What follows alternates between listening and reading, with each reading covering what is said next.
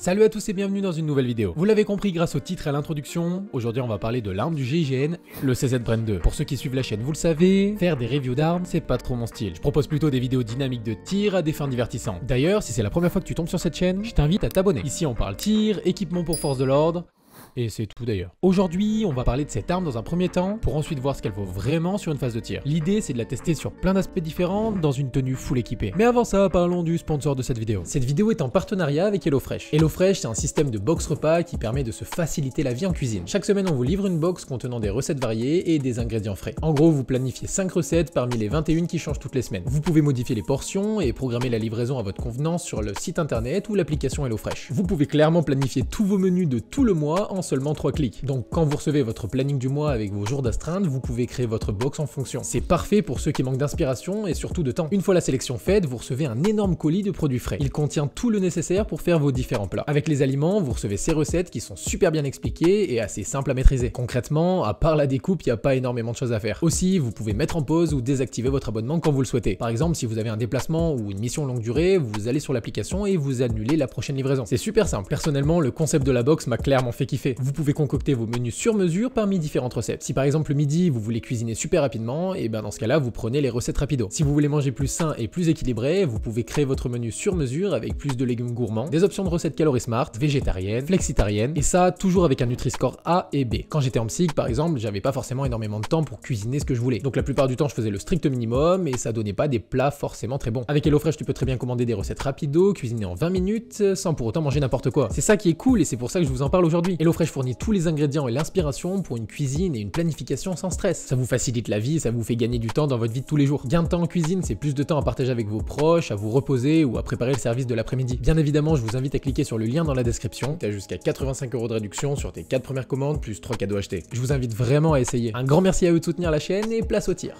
En toute honnêteté, j'ai déjà tiré une ou deux fois avec sans vraiment faire attention à ce qu'elle avait dans le ventre. Et avant d'entrer dans le vif du sujet, on va quand même parler de l'unité qui possède cette arme actuellement, le GIGN. Je trouvais important de parler de l'unité avant de parler de l'arme. Bon, on considère la date officielle de création du GIGN, donc le groupe d'intervention de la gendarmerie nationale, le 1er mars 1974. Le GIGN numéro 1, qui est l'équipe commando régionale d'intervention de Maison-Alfort, et le GIGN numéro 4, qui est l'unité de Mont-de-Marsan, sont deux unités qui se partagent l'entièreté du territoire national en 1974. Différents officiers de l'escadron assurent chacun leur tour le commandement de cette unité. C'est en 1976 que la gendarmerie nationale décide de regrouper ces deux unités en une seule unité parachutiste à Maison-Alfort. L'objectif est de rendre le GIGN plus efficace tout en réalisant des économies. Et en 1984, il est intégré au sein d'une nouvelle formation qui est nommée le GSIGN. C'est le groupement de sécurité d'intervention de la gendarmerie nationale. Cette formation regroupe plusieurs unités au fil des années. L'escadron parachutiste de Mont-de-Marsan qui prend le nom d'EPIGN, le groupe de sécurité de la présidence, donc le GSPR, et le groupe d'instruction et de sécurité des activités. En 2007, le GSIGN connaît une grande réorganisation et prend enfin le nom de GIGN. Cette nouvelle formation regroupe les anciens GIGN, EPIGN et GSPR. Ces différents changements ont pour but de s'adapter aux différentes menaces et surtout au terrorisme. En 2014, le GIGN a effectué un petit changement symbolique en modifiant sa devise qui était sauver des vies au mépris de la sienne et qui est devenue s'engager pour la vie. C'est une devise que je trouve réellement importante car elle symbolise le fait d'être capable de respecter un serment que l'on a passé avec soi-même, avec ses camarades et avec la société. C'est une marque de fidélité qui fait appel à l'honneur. C'est aussi faire don de sa personne pour un collectif et placer celui-ci au-dessus de l'individu. Pour autant, cela nécessite de se poser la question du rapport à la mort. Les personnels du GIGN peuvent être amenés à donner la mort pour sauver des vies, mais exposent également la leur lorsqu'ils interpellent, surveillent ou s'entraînent, parce qu'ils sont plus près de l'action, même si bien évidemment toutes les précautions sont prises. Bref, le GIGN est une force unique en Europe, capable de riposter efficacement et rapidement sur de nombreuses menaces en situation extrême. La mission principale du GIGN consiste donc à intervenir lors de crises majeures. Il s'adapte à chaque nouvelle menace et utilise la force, la surprise et la souplesse d'intervention. Leur capacité à s'organiser et à élaborer des stratégies fait clairement la différence. Pour information, le GIGN effectue en moyenne 8 missions par jour, intercepte un go fast par mois et doit neutraliser un forcené par semaine. Au total, ce sont 834 criminels qui ont été appréhendés par le GIGN en 2021, pendant que moi je faisais des divagations de vache avec mon psy. Au niveau de sa composition, le GIGN est doté de 3 forces différentes. La force d'intervention, FI, son but est de lutter contre le terrorisme aérien et maritime, mais aussi de participer aux libérations d'otages. C'est un peu cette spécialité que la plupart des gens recherchent lorsqu'ils passent les tests. La FI est divisée en 4 sections opérationnelles. 2 d'entre elles sont principalement composées de parachutistes, alors que les 2 autres regroupent surtout des plongeurs d'intervention. Il y a aussi la force de sécurité et de protection, FSP. Sa mission est de protéger les citoyens et les bâtiments menacés en France ou à l'étranger. Et la force d'observation et de recherche, la FORCE. Sa spécialité est le renseignement, la filature et les infiltrations dans les domaines domaine du terrorisme et du grand banditisme. Ça fait une méga organisation pour une des unités les plus prestigieuses du monde à mon sens. Lorsque j'ai passé le concours pour entrer en gendarmerie, mon objectif était très clairement d'intégrer cette unité. Mais après avoir passé plusieurs années au sein de l'institution, je me suis rendu compte du niveau d'investissement que demandait cette unité. Si c'est l'élite de la gendarmerie, c'est pas pour rien. Et à mon sens, j'avais clairement pas le niveau pour prétendre au test de sélection. De toute manière, j'estime avoir le plus beau métier du monde actuellement, donc en vrai, aucun regret. Au niveau des interventions, le GIGN est intervenu sur de nombreux événements qui ont marqué les esprits et surtout bâti sa renommée. En 76, 77, 79, 82 ou plus récemment en 2015 avec les frères Kouachi, cette unité a prouvé au monde sa polyvalence et sa qualité d'intervention. Bref, après tout ce blabla, on va aborder le sujet de la vidéo quand même. Pour faire face aux différentes menaces et remplir ses missions dans de bonnes conditions, le GIGN possède différents véhicules, différents équipements et surtout différentes armes. Bon, les véhicules pour cette vidéo, on s'en bat un peu les steaks, et l'équipement, on va le mettre de côté. Ce qui nous intéresse ici, c'est les armes. Le GIGN possède donc des armes de poing, des fusils d'assaut, des fusils de précision et même des armes non létales comme le taser. Par exemple, ils ont des SIG Pro 2022, des Glock 19, des Glock 17, des MP5, des HK 416, des G36 ou encore le CZ Bren 2. Donc ça. L'idée aujourd'hui, c'est donc de comprendre pourquoi avoir choisi ce CZ Bren 2. Et bien tout simplement pour son calibre. Merci d'avoir regardé cette vidéo, c'était Clem, tchuss! Non, plus sérieusement, le CZ Bren 2 offre un calibre inédit parmi les forces de police. Il a été choisi pour répondre aux besoins d'un pouvoir d'arrêt supérieur face aux attaques terroristes. Plus concrètement, le GIGN s'est lancé dans la recherche d'une nouvelle arme après l'attaque au Bataclan. Force est de constater que face à des terroristes équipés de gilets pare-balles, les armes de 9 mm et de 5,56 des unités d'intervention de la gendarmerie et de la police manquaient de pouvoir d'arrêt. Les opérateurs du GIGN ont donc recherché une nouvelle arme en complément de ce qu'ils avaient déjà. D'abord, ils se sont penchés sur un calibre 7,62 par 51 du standard OTAN. Mais les armes de ce calibre-là étaient considérées comme trop lourdes et trop volumineuses pour du combat efficace en milieu clos. Du coup, le GIGN a donc évalué les différents fusils en 7,62 par 39. Ils ont alors entrepris des tonnes d'essais en 2015 avec plein d'armes différentes. L'offre de CZ n'a été proposée que dans les dernières étapes du programme d'évaluation. Et tout au long de l'année 2016, le fusil a été testé dans différentes situations. Rappelons aussi que la munition du 7,62 par 39 est la munition du très célèbre fusil d'assaut Kalachnikov, l'AK-47 et toute la famille de type AK. Cette munition est l'une des plus répandues dans le monde. Et sincèrement, je pense que ça a aussi joué sur le choix du calibre. T'en trouves partout et c'est pas cher, donc bon. Parlons de l'arme en elle-même. Bon, évidemment, je vais pas débiter des tonnes d'informations dont tout le monde s'en bat les couilles. Parce que savoir que la culasse a 6 tenons ou que le pas de rayure est à 1/7, bah clairement on s'en fout. Nous ce qu'on veut savoir c'est les caractéristiques générales de l'arme et surtout savoir si c'est une bonne arme. Donc ce CZ Bren 2 est un fusil d'assaut compact de 9 pouces. Et pour information 9 pouces c'est relativement court. La R15 que j'utilise principalement dans mes vidéos c'est soit du 11,5 soit du 14 donc ça vous donne une idée. Le but ici c'était d'avoir un fusil pratique pour le combat en milieu clos. Le fusil comprend un garde-main avec des rails Picatinny et M-Lock qui permettent l'installation d'accessoires variés comme une poignée, un laser, une lampe, un point rouge, tout ce qui peut te permettre d'être plus à l'aise sur tes phases de tir. Le GIGN a demandé différentes modifications sur ses propres fusils, notamment un nouveau cache-flamme conçu pour être équipé d'un réducteur de son, donc des silencieux en gros. Certains fusils du GIGN ont aussi été améliorés pour pouvoir permettre des tirs subsoniques, donc des tirs où la vitesse des munitions est très inférieure aux tirs normaux. Ça te permet de faire moins de déflagration, donc moins de bruit. Bon, évidemment, c'est pas comme dans les films, mais ça peut être intéressant pour certaines missions. Ici, l'arme est totalement ambidextre grâce au sélecteur de tir manipulable des deux côtés. Et en dépit de son canon court, il garde une pleine précision puisque sa portée pratique est de 400 mètres. Ce fusil, fabriqué en acier pour la culasse et le canon, et d'un alliage assez léger pour la carcasse. Sur ce CZ Bren 2, les ingénieurs tchèques ont opté pour une crosse rabattable et rétractable pour rendre l'arme plus maniable. Même si je pense sincèrement que c'est surtout fait pour ce genre de séquence. Le chargeur quant à lui est en polymère. Mais ça on s'en bat les couilles. Visuellement, pour ceux qui connaissent, l'arme ressemble beaucoup à un SCAR. Le SCAR est connu pour être un fusil très fiable avec une belle ergonomie et surtout performant dans les zones de combat. Et bien ici, tous les mécanismes sont à peu près les mêmes mais en bien plus léger. Pour moi, il y a aussi quelques ressemblances avec le G36, mais c'est quand même bien mieux fini ici. Par exemple, dans cette arme, il y a un mouvement très court de l'ensemble mobile à chaque tir. Ça va donc limiter de fou l'inertie des pièces qui sont mises en mouvement à chaque tir pour au final limiter considérablement le recul de l'arme. D'ailleurs, pour information, je tourne cette vidéo au Swiss Gun Center à Genève, donc pour ceux qui veulent venir tester ce petit Bren, bah n'hésitez pas à venir. Bon, on va s'équiper et passer à la partie de test maintenant. Non, j'entends pas. C'est vrai? Non. Ah mais on l'a fait pas comme ça. J'ai juste fait ça. Vous l'avez vu, on s'est équipé. Du coup, ce qu'on va faire, c'est donc tester le CZ avec plein de petits exercices. Évidemment, c'est ludique, on n'est pas là pour tester l'arme. Si le GI l'a adopté, c'est que c'est une bonne arme normalement. J'ai le timer, j'ai tout ce qu'il faut. Faut que je vérifie mon point rouge d'abord.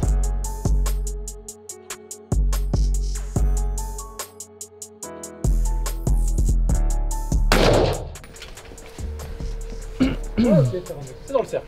C'est dans le cercle. Super.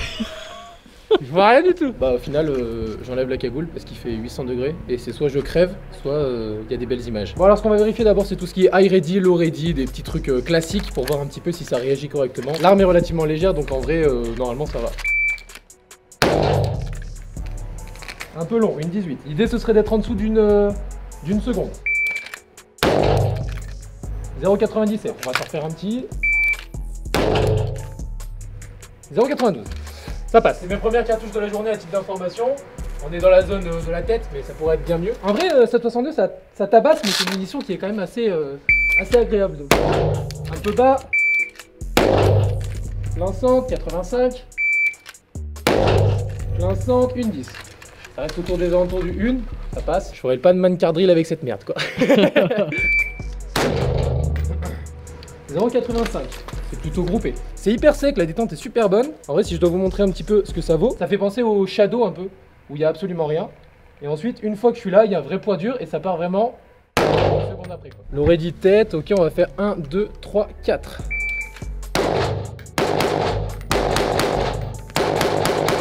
Il faudrait que je l'étende un petit peu. Ça sera peut-être mieux parce que ça, je me le prends dans la bouche.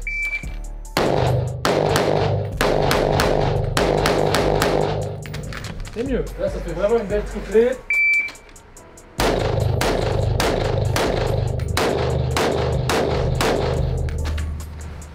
C'est propre, ça s'est bien ressenti tout à l'heure, mais la crosse est détestable. Le petit bout en métal rentre dans la bouche, ici ça fait hyper mal à la mâchoire. Ça par contre c'est pas mal. En vrai je trouve que la gestion dans l'épaule est assez agréable, et la gestion du relèvement de l'arme aussi.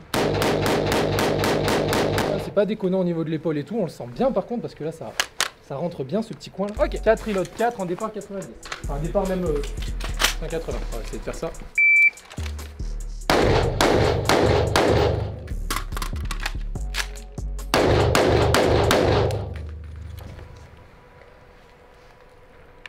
Ça fait super mal ça. Là, je suis là, et tu vois là, je touche ça.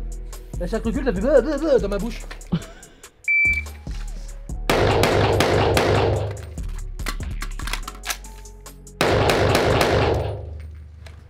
Un peu mieux. Je fais attention, t'as vu? Je suis comme ça. Peut-être que ma prise en main est pas optimale parce que j'ai vraiment pas l'habitude. Après, on est à 7 mètres, ça groupe correctement, je suis en zone alpha. On va prendre une cible de gauche peut-être, on va tester des trucs sur la cible de gauche. Bah, on va faire ça. C'est mieux. Petit split time, donc la différence entre les tirs, assez mauvais pour moi. Mais j'ai réajusté pour être sûr de vraiment être sur la cible. Mozambique. Mais 2 coups corps, une coup de tête le plus rapidement possible. En départ, l'oreille. Une 30, on peut passer en dessous de la barre des 1, je pense. Une 15, mais mec, faut que j'envoie. Hein. Oh ya. Non, mais une 10, mais quoi? Mais je crois que c'est ma prise de visée qui est lente. Ouais, c'est. Ouais, bah oui, parce que le tir il est bon. Non, mais ça va passer. À 1 euro la mune. Oh sa mère. 0,97. Alors est-ce que c'est le point rouge? Est-ce que c'est l'arme? Je vais le faire lentement, juste une prise de visée on l'aurait dit comme tout à l'heure. Ça passe. Je pense qu'il faut quand même pas mal d'entraînement pour le maîtriser. T'as vu ma canette là? Non, non, j'ai touché juste. Mais c'est à toi. Hein. Ah, c'est vrai? Ce qui est à toi est à moi. Zone alpha en torse, ok? Ah, et un autre truc intéressant, il y en a qui ont peur de mettre leur main ici parce que il y a ça ne bouge pas. Je vais le mettre en direction des cibles. Normalement, si je crie, c'est que j'ai mal. Ça ne bouge pas. Voilà, c'est juste un titre d'information. On a dit 2 rechargements 2.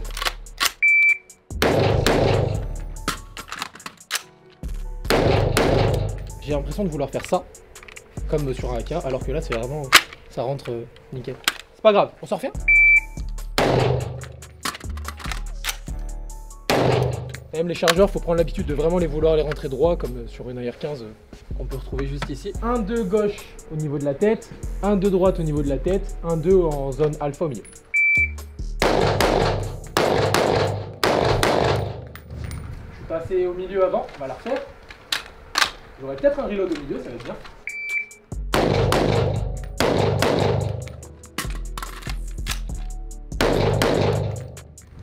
Arme vide, même pas de vérification, on le sent! On le sent! On arrête de faire des identifications de merde! Je dis ça parce que à la 762, tu le sens vraiment fort. Ah ouais? Tu sens vraiment la différence que la culasse reste au fond. Ah, c'est pas mal, hein! Ça, je vous l'ai dit, vraiment un petit 9 pouces comme ça. Je sais pas le poids exactement de l'arme, mais c'est vraiment genre. C'est super maniable, quoi.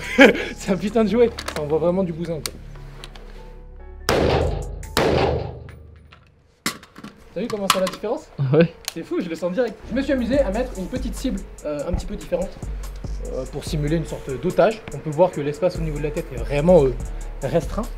On va se faire un petit départ 90, prise de visée tête. Quoi? suis ambitieux. L'espace est vraiment restreint. Bah, c'est pour ça. Ok. Je prends. Il n'y a pas de taille.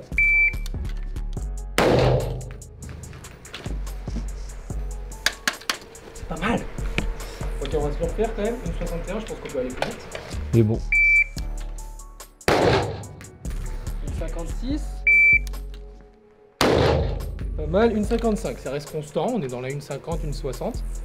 Et je me fais défoncer la gueule par ça à chaque fois. On va faire un déplacement latéral, voir un peu ce que ça vaut sur une phase de déplacement quand même.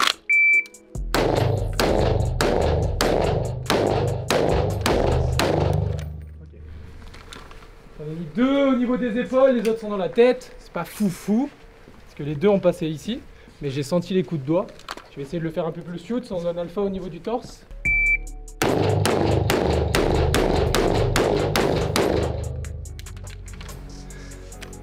Le tir est bon, c'est 8 € là qui sont partis. On va tenter en avançant et puis on va travailler un petit peu avec cette crosse et je pense qu'on sera pas mal pour tester ce que ça vaut.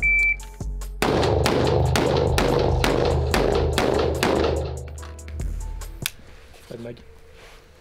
J'ai pas de mag. Dommage. C'est quoi ça? On part sans mag? On part sans mag. Ah, elle est très très dure. Par contre, l'accès à la queue de détente est vraiment limité et alors l'accès au chargeur encore plus. Est-ce qu'on peut dire qu'elle est accrochée? Oh, mais mec, c'est compliqué de tirer comme ça. J'ai jamais tiré comme ça de ma vie. J'ai l'impression qu'il y a l'ensemble mobile qui va sortir, tu sais. C'est juste pour tester parce que j'ai jamais fait de ma vie, d'accord? On va essayer de faire 3 têtes.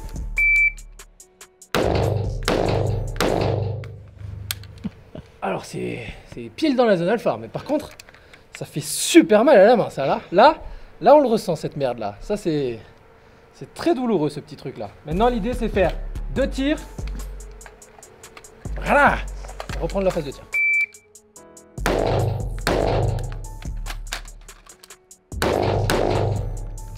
Oh.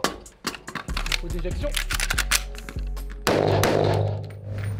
Résolution d'incident comme du n'importe quoi, mais ça marche. C'était solide. Non, ça marche. Quand tu comprends une arme, ça marche. C'est bon.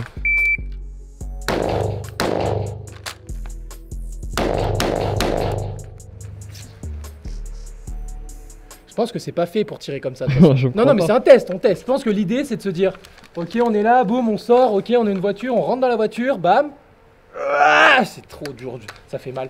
Hop, t'es là, tu te dis, là je suis dans mon véhicule. Oh, c'est sympa quand même, hein. Roubaix, c'est Roubaix ici. Tu vois, c'est pas trop comme ça que ça se passe. Mais bref, ils sont appelés à intervenir, ils sortent du véhicule.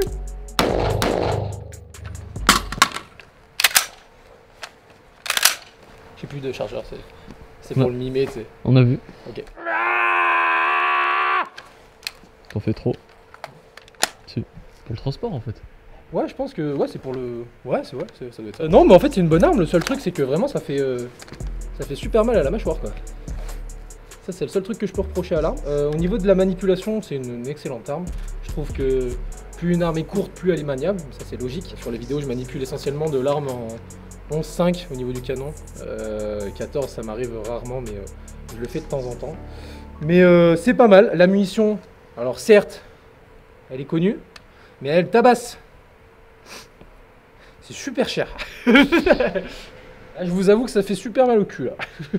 Mais non, en vrai, super arme. J'avoue qu'ils ont bien géré le truc.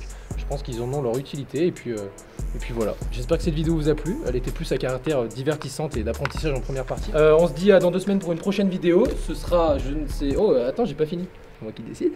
À dans 2 semaines. Pour une prochaine vidéo, c'était Clemtus. Trop vite.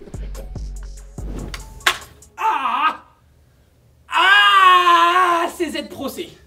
CZ Pro C. Je vais gagner en plus parce que c'est la faute de l'arme que je me fasse mal. Mais si de la merde, c'est... Ah, ergonomie manipulable, tout ça quoi. Hop là, allez hop.